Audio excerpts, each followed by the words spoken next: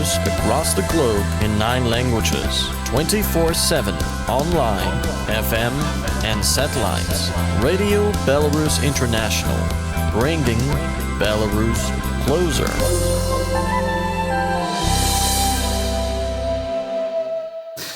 Labą dieną, tarptautinė Baltarusijos radijo klausytojai ir YouTube kanalo žiūrėtojai. Šiandien dienos mūsų svečias yra Eduardo Vaitkaus sąrašo lyderis, pats Eduardas Vaitkus.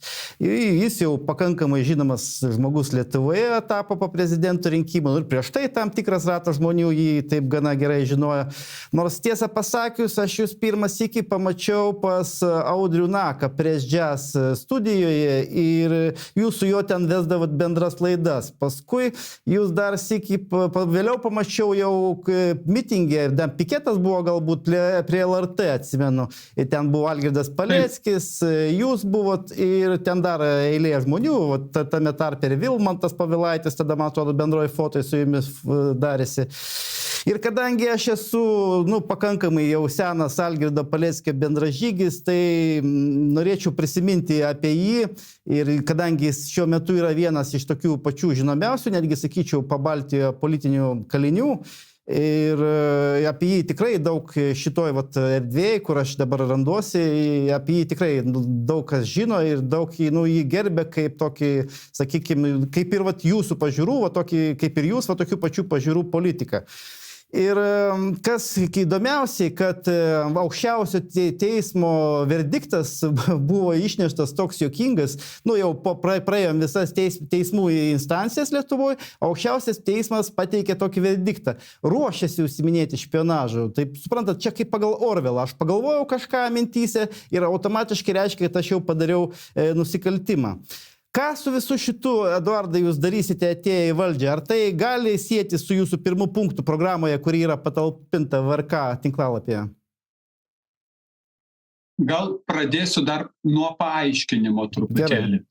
Tai su Algirdu Paleckiu mūsų teisinė sistema ir politinė sistema elgiasi mano suvokimu visiškai neteisingai, nes laikyti 1,5 metų žmogų kalėjime, užrakinta 1,5 metų ir tyriant bylą, kai į teismą dokumentai neperduoti, teismas nevyksta, tai tokiu atveju 1,5 metų kalėjimas prieš teismą, kai teismas galėtų pasakyti, kad jis nekaltas. Tai yra tam tikras jau valdžios nuosprendis, nes 1,5 metų iš žmogaus gyvenimo nieks atgal nebesugrąžins. Bet tai yra valdžios nuosprendis, kad teismas nebegali pasakyti, kad jis nekaltas, nes tada nebejotinai turės būti kompensacijos, moralinės ir kitokios žalos. Tai teisinė sistema su juo elgiasi neteisingai vien tuo aspektu. Ir čia ne tik mano nuomonė, ar virš 50 signatarų, Lietuvos nepriklausomybės aktų signatarų taip pat pasirašė raštą generaliniai prokuroriai, ką jūs darote su Lietuvos piliečiu. Tai pirmas punktas. Antras punktas, kai byla remiasi tuo, kad antras žmogus suimtas kartu su Paleckiu, kuris sako, ne, mes nieko nešnipinėjom. Bet kai pas tą žmogų kompiuteryje surado vaikų pornografiją, tai tada žmogus suvokė, kad jis šnipinėjo ir tada buvo atleistas nuo bausmės ir vaikų pornografijos byla tyliai numarinta. Tai tokiais argumentais remiantis bet kurį žmogų, nes galima surasti, nupirkti, įtikinti kitus žmonės būti liudininkais, bet kurį žmogų galima uždaryti į kalėjimą. Ir trečias aspektas. Atsistodamas šalia Algirdo Paleckio ir pasakydamas, kad teisinė sistema taip elgiasi neteisingai, aš iš tikrųjų labiau ginu save arba kitus Lietuvos žmonės, prieš kuriuos tą teisinę sistemą taip pat gali pasielgti. Ta aš sakiau ir Neringai Venckienei 2020 metais, kai aš šalia jos atsistojau ir sakiau, negalima taip elgtis. taip neteisinga ir neteisėta. Venckienės požiūriu. Lygiai tas pats buvo ir Algirdo Paleckio požiūriu. Ir paskutinis niuansas.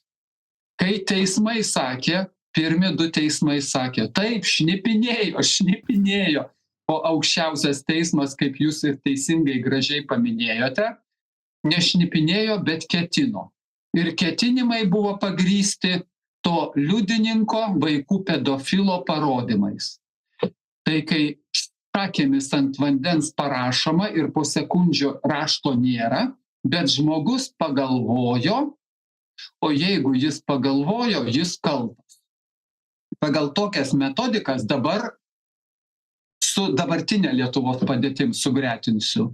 Tai tuoj pat po prezidento rinkimų Gitanas Nausėda pasakė, kad tie žmonės, kurie balsavo prezidento rinkimuose už Eduardą Vaitkų, jie yra problematiniai, su jais kažką reikia daryti. Taigi, įstatymą norėjo priimti, kad kažką daryti teisinę prasme su tais 500, prabalsavo už mane 105 000, bet jie suskaičiavo, tie valdžioje esantis išdavikai, kad nuo 300 iki 500 000 yra suvokiančių, ką kalba Eduardas Vaitkus ir pritarinčių jo mintim. Tai mūsų valdžia pasakė, kad su tais 500 000 žmonių, kurie yra netinkami, kažką reikia daryti.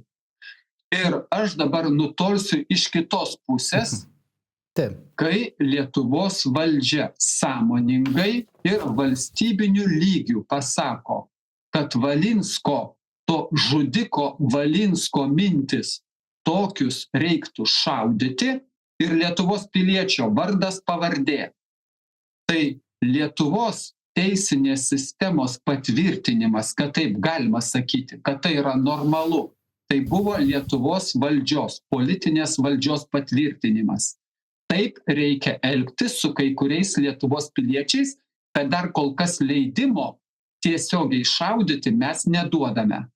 Tai šitame visame kontekste mes priėjome iki to, kad rusakalbiai, lenkiškai kalbantis ir 100 000 Lietuvos žmonių yra paskelbti netinkamais Lietuvos piliečiais, ne mylinčiais Lietuvą savo tėvynę, su kuriais reiks ateity kažką daryti. Ir tai yra valstybinės valdžios politika.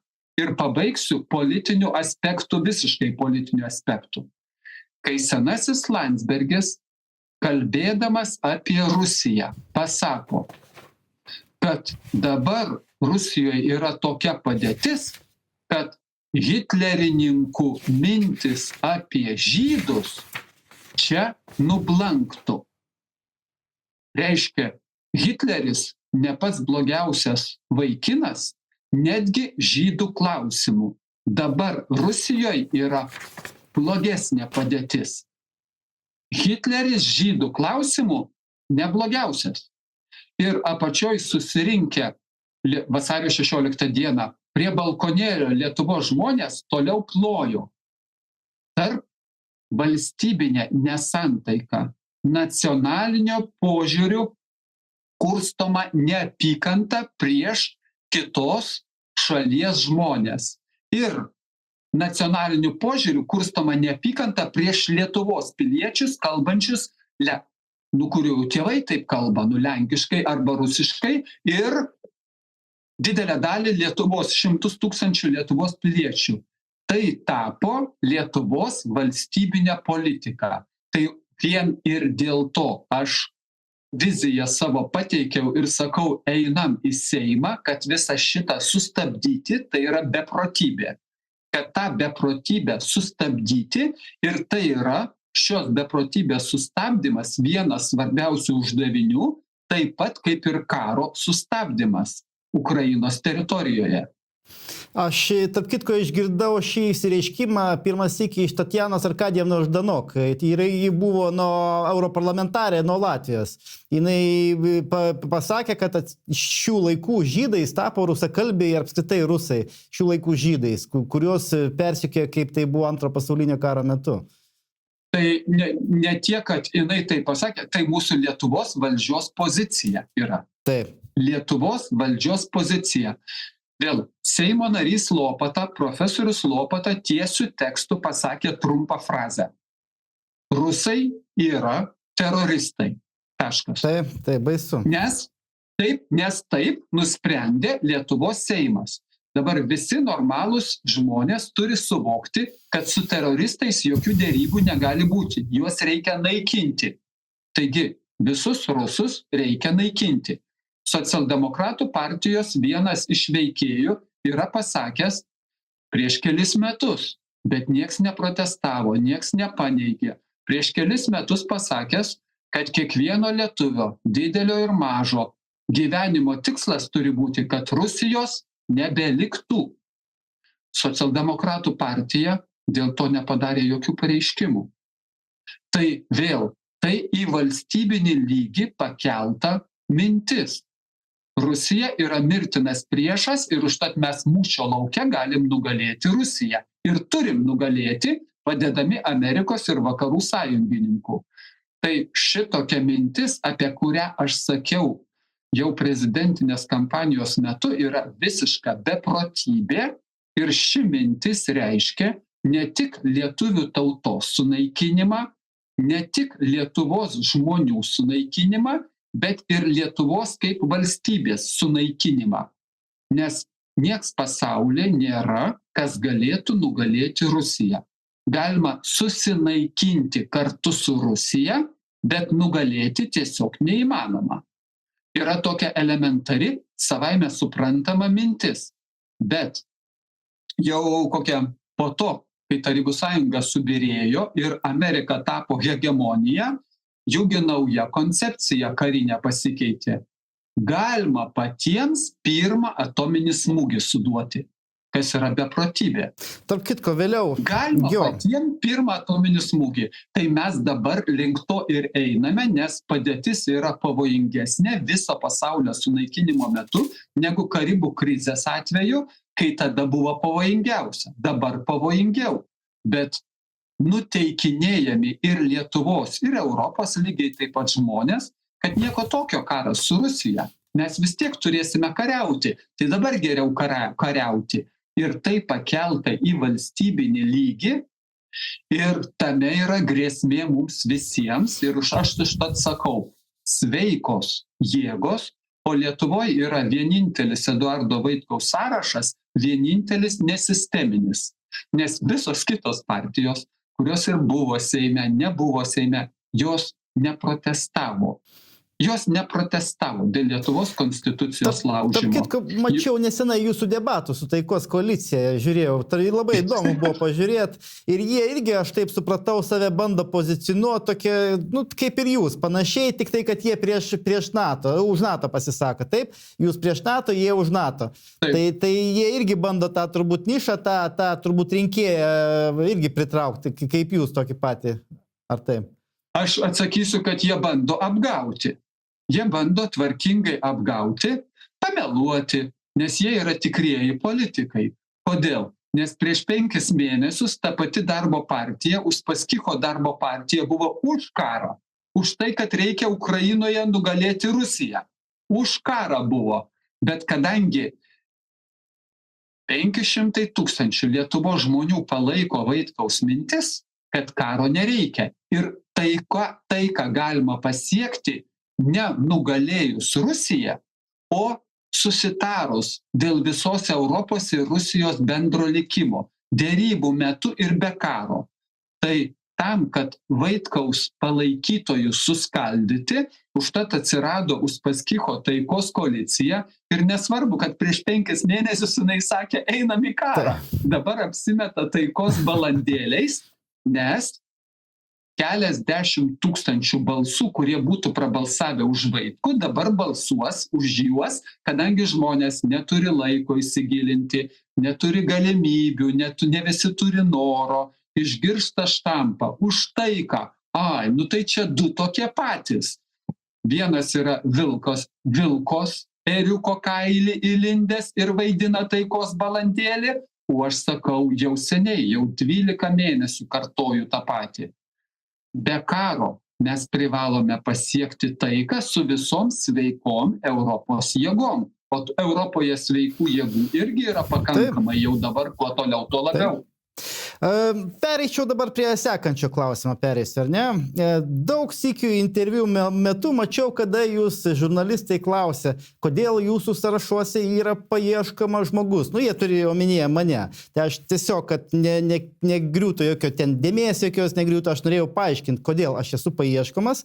Tai pirmoji eilė, tai už geros kaimynystės forumo veiklą, kadangi mūsų geros kaimynystės forumas įsisteigė su tokiu tikslu, kad pagerinti, tai ta prasme ne tai, kad pagerinti, apskritai nutiesti gerų santykius su kaimininėm šalim, tai Baltarusijos Respublika, Rusijos Federacija, čia dar galima būtų įtraukčiau dar ir Kinijos liaudės Respubliką. Tai pas jūs irgi lygiai tokie patys tikslai. Antras dalykas, kodėl jie mane paskelbė į paiešką, todėl, kad aš nuvažiavau, manęs pakvietė į press turą į Donbasą, pakvietė oficialiai, gynybos ministerija, Rusijos gynybos ministerija, ir aš grupiai kartu su 47 žurnalistais, aš važiavau į Donbasą. Ten buvo iš viso pasaulio žurnalistai, tame tarpe iš viso Pabaltijo. Buvo iš Estijos, Latvijos ir Lietuvos. Tuos vyrukus, kurie buvo iš Estijos ir Latvijos, grįžus jiems namo, juos iš karto areštavo. Kadangi aš nusprendžiau, jog nenori būti areštuotas, aš likau Baltarusijoje, tai jie mane paskelbė į paiešką. Tai dabar aš kaip galvoju, bent jau man taip atrodo, kad tarkim, ten LRT žurnalistai turėtų sėdėti kiekvieną dieną nuo ryto iki vakaro tuose apkasuose, turėtų iš ten transliuoti, kas ten iš tikrųjų vyksta. O dabar aš atlikau jų darbą, sakykime, nufilmavau ten tam tikros medžiagos, padariau 2 filmus, lietuvių kalba, rusų kalba, ir dabar už tai jie mane paskelbė kaip kažkokį tai priešą. Tai vat, Eduardai, kaip jūs manote, kodėl būtent Pabaltijos šalių žurnalistus persekioja, nes nei vieno iš kitos šalies žurnalisto nesuėmė. Tiesa, 2 Olandės buvo, jos irgi negalėjo grįžti į Olandiją, kadangi jas ten būtų irgi turbūt suėmė. Tai vat, iš Pabaltijo tik tai vieninteliai žmonės, kuriuos suėmė, ir aš negaliu grįžti. Kodėl būtent Pabaltijos? Ar kaip manote, ar gali ten važiuoti normalų žurnalistai ir viską filmuoti? Atsakysiu irgi iš kelių plotmių, pradžiai iš istorinio pobūdžio, truputį iš toliau. Kai su Algirdu Paleckiu vieną sykį mes kalbėjomės ir aš jam papasakojau, kaip aš buvau nusiuntęs Baltarusijos piliečiui Aleksandrui Lukašenkai laišką nuo Lietuvos piliečio Eduardo Vaitkaus, kur išreiškiau savo nepritarimą Lietuvos valdžios politikai, kad galima skelbti apie fondo, kuriame yra milijonai eurų, fondo sukūrimą, ir tos fondas bus atiduotas žmonėm, kurie suims Lukašenką. Kadangi tai buvo paskelbta, aš retorinį klausimą iškėliau tada. Nebuvo pasakyta, ar jeigu bandant suimti Lukašenką žus žmonės, ar tada išmoka bus didesnė ar mažesnė. O jeigu žus nekalti atsitiktiniai žmonės, ar išmoka bus didesnė ar ne. O jeigu žus vaikai, ar tada išmoka pasikeis ar nepasikeis.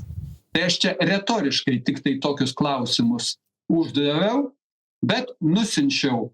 Ir nesvarbu, ar čia prezidentas ar ne prezidentas. Nusinčiau sąmoningai ir specialiai laišką Baltarusijos piliečiui Aleksandrui Lukašenkai į Baltarusijos atstovybę ir Baltarusijos ambasadą. Kai aš šitą papasakojau Paleckiui, tai tada jam kilo mintis, kad įkurkime bendrą geros kaiminystės kažkokį darinį ir pratęskime šitą mano išreikštą jau poziciją vieno žmogaus atžvilgiu, pratęskime šitą poziciją, kad jinai būtų, nori bendrauti ne vien Vaitkus, o ir kiti žmonės. Tai ir iš to ir išsirutuliojo tas geros kaiminystės forumas. Dabar, kai manęs žurnalistai apie jūs tiesiogiai klausia, ar ne, tai aš atsakydavau jiems paprastai. Lietuvos pilietis pagal visus Lietuvos teisės aktus turi teisę kandidatuoti. Ar jūsų kas nors ieško ar neieško, aš nežinau, aš nemačiau jokių dokumentų, bet mes padarysime gerą darbą policijai arba prokuratūrai, nes jeigu arba kai jūs išrinks į Seimą, jūs privalėsite atvažiuoti ir galės jie prašyti, pateikę duomenis, kad jūs patraukti kažkokion atsakomybėn arba kad leisti jūs apklausti. Tai čia yra tik tai iš teigiamos pusės. Dabar, kai irgi užduodavo nusikaltimas Lietuvos žmogaus, būtent jūsų Lietuvos piliečių, yra tame, kad jis nuvažiavo į kažkokias šalį. Nes reiškia, yra šalis, į kurias galima važiuoti, o yra šalis, į kurias nuvažiavus, tu tampi priešu, kažkokiu priešu. Galbūt valdžiai priešu. Tai, o ką uždrausta vykti, nuvažiavimas tai reiškia, kad žmogus jau kaltas. Nesvarbu, nieko nereikia padaryti, nuvažiuoti, pakvėpuoti kitokiu oru ir tu tampi automatiškai kaltas. Čia mūsų valdžios pozicija yra tokia. Tai jūs teisingai dar pasakėt, kad LRT žurnalistai turėtų sėdėti, jeigu, tik tai pratęsti, jeigu jų tikslas būtų pateikti objektyvią ir teisingą informaciją. O mūsų visų socialiniai erdvėj esančios pagrindinės informaciniai erdvėj esančių žurnalistų tikslas yra iškreiptą pasaulio suvokimą perduoti žmonėms, kad jie gyventų kreivųjų veidrodžių karalystėje ir kad jie nežinotų, kas yra kas, kur yra realybė, o kur yra melas. Tai tokiu atveju tie mūsų žurnalistai ir negali važiuoti nei į Donbasą, nei kažkur kitur, o jie privalo sakyti, visi, kas ten nuvažiavo, iš anksto yra kalti. Jūs gimėte ir esate kaltas. Tai aš čia tada cituoju Басня Крылова. Ты виноват уж тем, что хочется мне кушать, сказал, и в темный лес ягненка поволок. Nieko naujo nepasikeitė. Tai čia turbūt iš tos pačios serijos būtų tas jūsų YouTube kanalo sunaikinimas, kur pas jūs būdavo geros peržiūros virš 100 000. Paskutinę dieną buvo 110 000. Taip, Kazimiero Juraičio kanalo nunešimas irgi visiškas ir visas šitas informacinis karas, čia turbūt būtų viskas iš tos pačios serijos. Ar taip, dar ne? Tai... Ir dar aš tada vieną formuluotę turiu. Nesvarbu, ką jūs padarėte, nesvarbu, ką aš padariau, valdžia paskirs. Jūs esat kaltas. Aš esu kaltas. Nesvarbu, čia nesvarbu nesusiję su tuo, ką padarėjai, nes tu mastai netinkama linkme. Tu galvoji tą kryptimi, kuri yra uždrausta. Tu nori pamatyti pasaulį realų, reiškia, tu esi kaltas, nes per daug žinai. Tai šitokiu požiūriu žiūrint, užtat valdžia ir apsprendžia. Valdžia. Kvėpuoji, reiškia, esi kaltas. Įdomiais laikais gyvenam, kada realybė yra ignoruojama, o dauguma žmonių gyvena virtualioje realybėje ir tikrai įdomus laikas. Dabar dar pereičiau tada prie sekančio klausimo. Vidaus reikalų ministrė Agnė Bilotaitė pasidžiaugia, kad per paskutinius 2 metus sumažino 5 kartus lietuvių vykstančių srautą į Baltarusiją. Tai jinai pateikė čia kaip kažkokį savo darbo pasiekimą, kaip kažkokį savo darbo rezultatą. Kaip manote, kaip mes turėtume bendrauti su kaimynais, baltarusais, rusais, kinais, sakykime, užsienio politika, kokia jūsų būtų atėjus į Seimą? Aš atsakysiu iš karto keliais vėl aspektais. Pradžiai dėl Bilotaitės kaip personos. Jinai yra žmogus, kartu ir Seimo narė, kuri jau sulaužė Lietuvos konstituciją ir tai patvirtino Konstitucinis teismas. Sekančio žingsnio nieks nesiėmė. Sekantis žingsnis būtų, kad tada turėtų Seime balsuoti, kad tas žmogus turi būti pašalinamas iš Seimo. Kodėl nesiėmė sekančio žingsnio? Todėl, kad 84 Seimo nariai iš viso bendroje sumoje, jie visi sulaužė konstituciją. Ir jie patys už save nebalsuos, kad juos reikia išmesti iš Seimo. Taigi, ji yra asmuo, kuris jau sulaužė konstituciją ir tai patvirtino Konstitucinis Seimas, bet to nepakanka.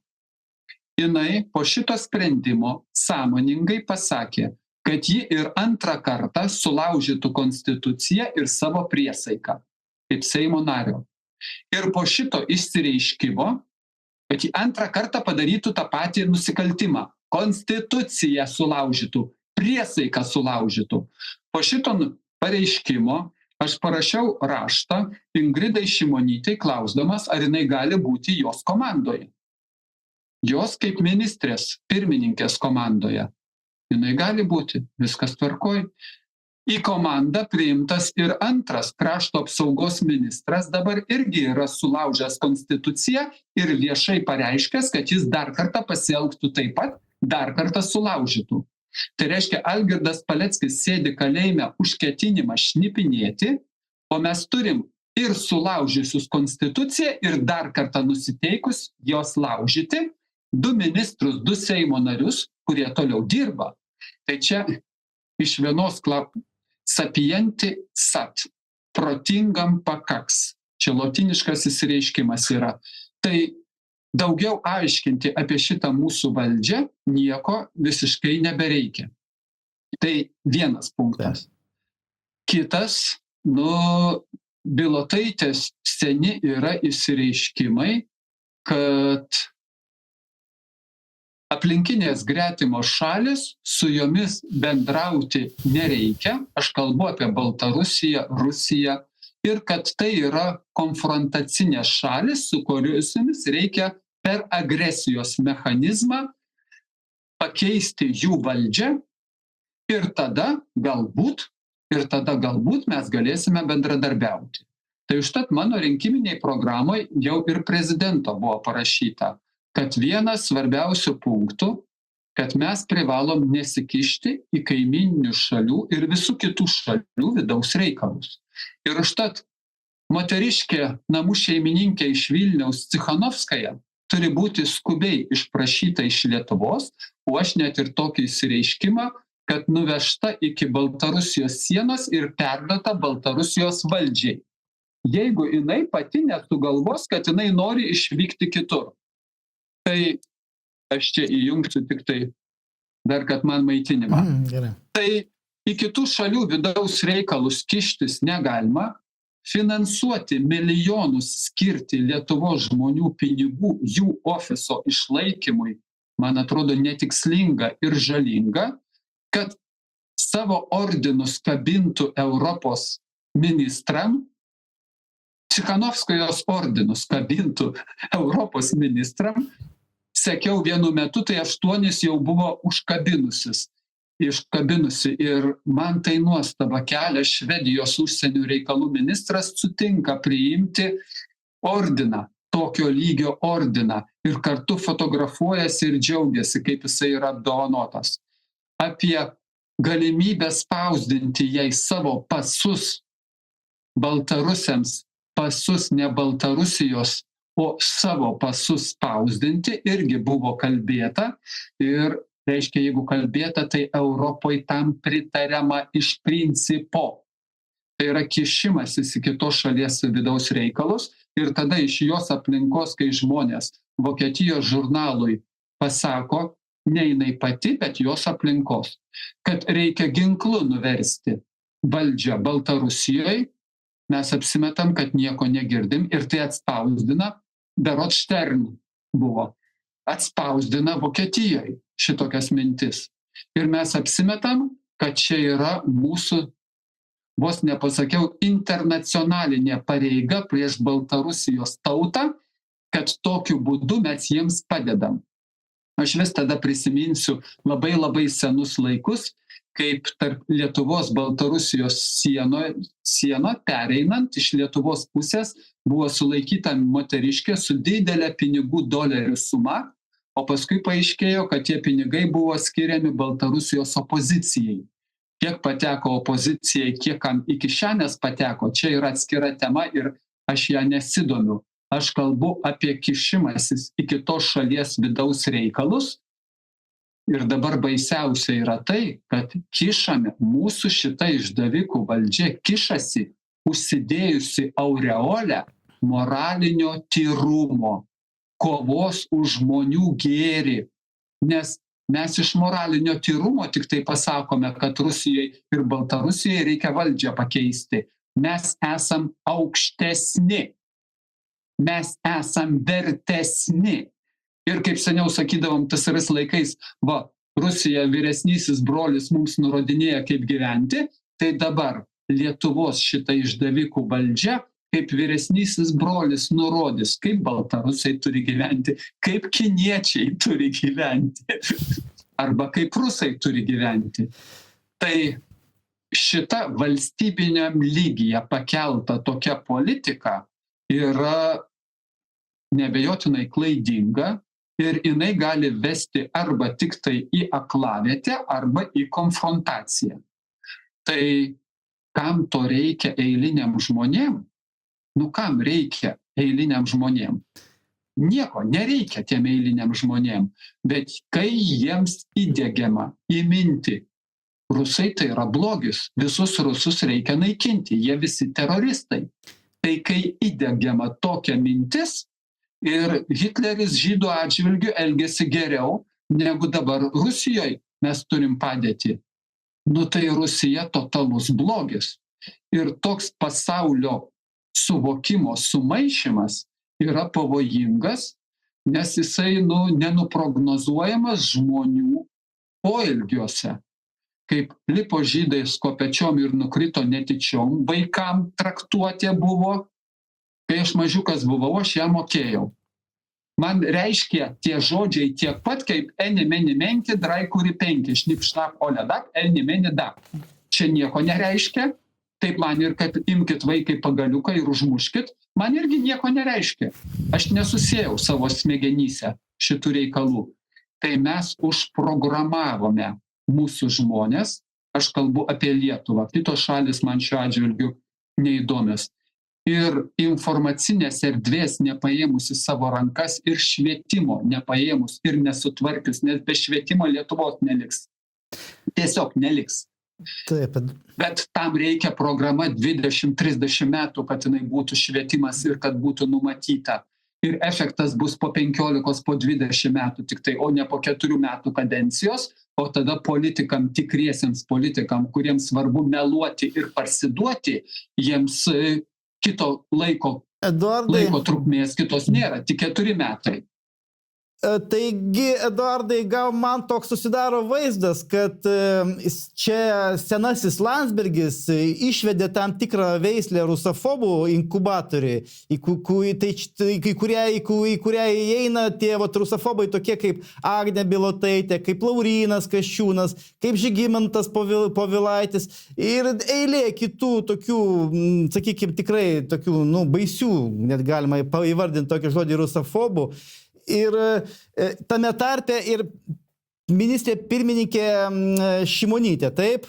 Ir žiūrint debatus jūsų, kurie vyko LRT televizijoje, man toks susidarė vaizdas, kad Šimonytė Kinijos klausimų pati jau nežino, kaip reikia elgtis toliau. Toks jausmas, kad jie jau pasiryžus daryti žingsnį atgal Kinijos klausimų, nes, turbūt supranta, kad ekonomikai Lietuvos tai labai svarbus kaip ir partneris, to labiau mesgi paprasti žmonės, paprasti mirtingieji, nežinom tikrųjų tų duomenų, kurie tenais yra pas juos. Ir sprendžiant pagal jos reakciją, matomai, kad ten situacija jau turbūt prasta ir jau jie pasiryžę daryti žingsnį atgal. Kaip jūs manote, Eduardai, Kinijos klausimu? Tai pradėsiu nuo Kinijos, gerai. Tai aš turiu kitokią versiją. Kadangi natūralu, kad Amerikai ekonominė grėsmė Amerikos hegemonijai grėsmė yra per Kiniją. Viskas suprantama. O mūsų, aš tada vadinu, valdžios šuniukai, kur Armonaitė išsireiškė tiesiai. Turiu tą trumpą jos pasisakymą, kad Lietuvos interesas yra atstovauti Amerikos interesą. Ir Azijoje tame tarpe irgi. Ten, kur yra Amerikos interesas, ten turi būti Lietuva, nes turi padėti Amerikai. Tai mano versija yra tokia, kad nebejotina Kinijos ir Amerikos tarpusavio santykiai, kad turi tam tikrą grėsmę dėl noro Amerikai hegemonų toliau išlikti ir negalėjimų išlikti tam hegemonui. Ir tokiu atveju tada mūsų Lietuvos valdžios šuniukai, jiems reikia iš anksto padėti, netgi ir galbūt neprašant, padėti savo veiksmais Amerikai. Ir tada, kai nuvažiuoja Lietuvos ministras, tarkime Gabrielius Landsbergis į Taivanį ir paskui atsiranda netikėti sprendimai dėl Taivanio atstovybės, kurie nebejotinai turėjo iššaukti, elementariai prognozuojant, turėjo iššaukti Kinijos nepasitenkinimą ir ekonominės pasekmes, tai galbūt korupcinio biznio schemos kiniečiam ir taivaniečiam irgi yra prieinamos ir supažindintos, visi jie žino, kaip su jomis elgtis, tai galbūt mūsų ministras gavo tokį gerą komercinį pasiūlymą, kad jisai padarė šituos žingsnius, nusispjovęs ant Lietuvos verslininkų interesų, ant Lietuvos žmonių ekonominių interesų, nes mes nežinom, kur atsidūrė kokie pinigėliai. Aš darau prielaidą, kad negaliu atmesti ir šitos galimybės. Kaip sakė senasis Landsbergis, kas gali paneigti šitokią galimybę, kad ministras gavo tokią dovanėlę Taivanyje, kad jisai padarė tą nelogišką ir beprotišką žingsnį, apie kurį Lietuvos valdžia, toliau sakė, Lietuvos verslininkai turėjo nuspėti, kad Kinija taip gali elgtis. Tai aš perfrazuoju, Lietuvos verslininkai turėjo nuspėti, kad Lietuvos valdžia bus iki tokio lygio išdavikų valdžia, kad galės pasielgti būtent ir taip. Tai grįžtu atgal dar prie Rusijos. Mano kvietimas yra paprastas ir elementarus – nuimti visas ekonominės sankcijas nuo Rusijos, kadangi tos sankcijos Rusijos ekonomiką paveikia, bet labai stipriai arba, kas yra dar net svarbiau, neprognozuotai stipriai paveikia visos Europos ekonomiką. Tai mes norėdami, čia aš prancūzų finansų ministro žodžius, paskelbdami totalinį, jis pavartojo žodį totalinį, ekonominį, finansinį karą Rusijai ir karo tikslas turėjo būti Rusijos ekonomikos sužlugdymas, tai finansų ministro įsireiškimas ir prancūzų ir anglų kalba aš jį turiu. Tai kai mes paskelbdami totalinį karą, netikėtai pamatėme, kad jisai ir mus, europiečius, stipriai žeidžia, o Rusijos nesunaikino, tai klausimas vien pragmatinis. Vien pragmatinis, tai kodėl tęsti šitą beprotybę, ekonominę beprotybę. Ir tada aš visat pridedu Vaitkus medikas, jis nieko nesuvokia, tai aš pridedu Financial Times straipsnį ir jo apibendrinimą. O iš kur atsirado vakarų Europos klestėjimas? Nes apie vakarų Europą pagrindė kalba buvo. O klestėjimas vakarų Europos buvo galimas dėl to, kad buvo pigus energetiniai resursai pradžioj iš Tarybų Sąjungos, o paskui iš Rusijos. Ir dabar vakarų Europos, rytų Europos, centrinės Europos neimkime, Europos, gerai, visos Europos parsidavėliai, išdavikai jų valdžiose esantis, jie tą klestėjimo pagrindą ėmė ir stipriai sunaikino. Čia prieštaraujant bet kokiem eilinio Europos gyventojo žmogaus interesams. ir šalia sunaikindami ekonominį klestėjimo pagrindą, šalia to viso pasaulio karinio sunaikinimo grėsmę padidino daugkartinai. Tai blaivios jėgos Europoje, kurios yra, aš manau, kad kartu su Lietuva mes turim suvienyti savo, jau čia tarp nacionalinių pagrindų, savo pajėgumus ir jėgas, kiekvienas savo šalies viduje užsitikrinęs tam tikrą žmonių palaikymą ir sėsti prie visos taikos visoje Europoje dėrybų stalo ir būtinai su Rusija, nes be to neįmanoma, bet ne tarp Rusijos taika ne tarp Rusijos ir tarp Ukrainos. Taika dėl visos Europos taikos. Ir sudėtinė ir privaloma šito susitarimo dalis, aš manau, iš Lietuvos pusės mažiausiai mes turim pasakyti atsiprašome dėl valdžios buvusios pozicijos, kuri pasakė, kad mes atsisakome savo pareiškimo, kad taika Europoje negali būti daloma. Aš savai žodžiais sakau, jeigu Lietuvos kaimynės nesijaus saugios, saugumas negali būti dalomas. Jeigu Lietuvos kaimynės nesijaus saugios, Lietuva negalės būti saugi. Nesvarbu, kiek mes ginkluotei pinigų pripirksime ir ką užsitikrinsime. Nes ir Amerika nėra saugi, Amerika gali sunaikinti Rusiją, Rusija gali sunaikinti Ameriką ir kartu visą pasaulį sunaikinti. Tai saugumas negali būti dalomas, arba visi esame Europoje saugus, arba niekas nėra saugus. Jeigu mes pripažįsime, europiečiai, vadinkime europiečiai, mes pripažinsime Rusijai tokias pačias teises, nedidesnės, bet tokias pačias teises, kaip ir mes patys norime turėti, tai mes visi esam žmonės ir susitarsime.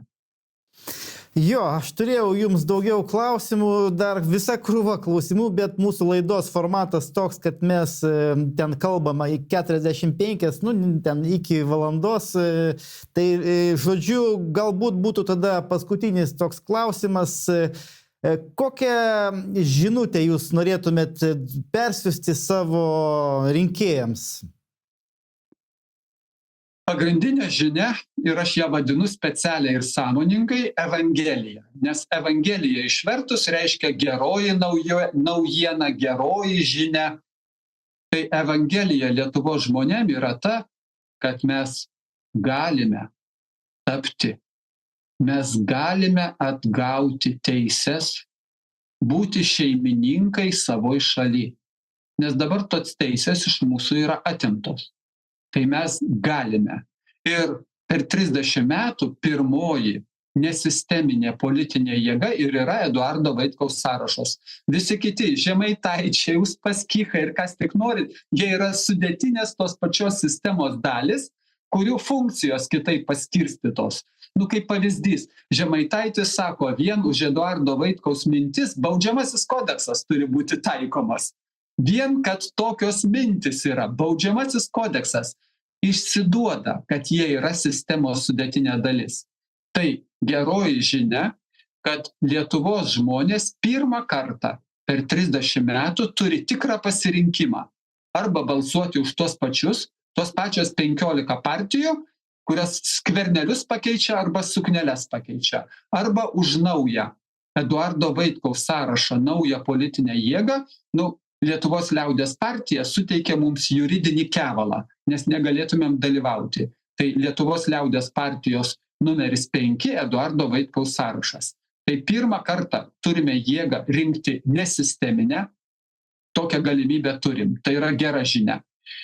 Kaip pakartojau, jau pasakiau, gera žinia, kad Lietuvos žmonės gali atgauti savo nepriklausomybę, laisvę ir tapti šeimininkais savo šaly. Tai antra gera žinia. Trečia gera žinia yra tame, kad reikia tik tai ko, kad norim tą rezultatą pasiekti. Reikia patikėti. Reikia patikėti savimi. Ir reikia patikėti, kad taip gali būti. Tai neįmanoma su šita sistema.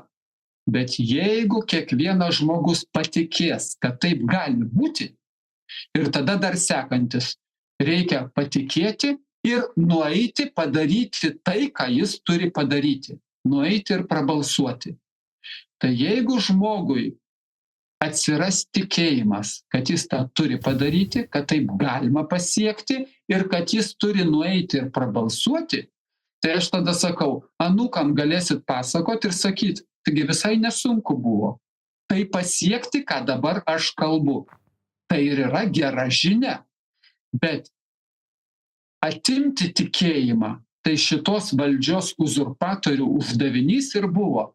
Taigi nieko jums nepavyks. Tiek metų nieko nepavyko, nieko jūs nepadarysit. Valdžia viską suklastos. Nieko jums nepavyks. Atimti tikėjimą, tai yra valdžios uždavinys. Mano užduotis, geroji žinia, evangelija, paskleisti tikėjimą. Jūs galite, jūs sugebate. Ir jeigu jeigu Mahometas neina prie kalno, tai kalnas eina prie Mahometo.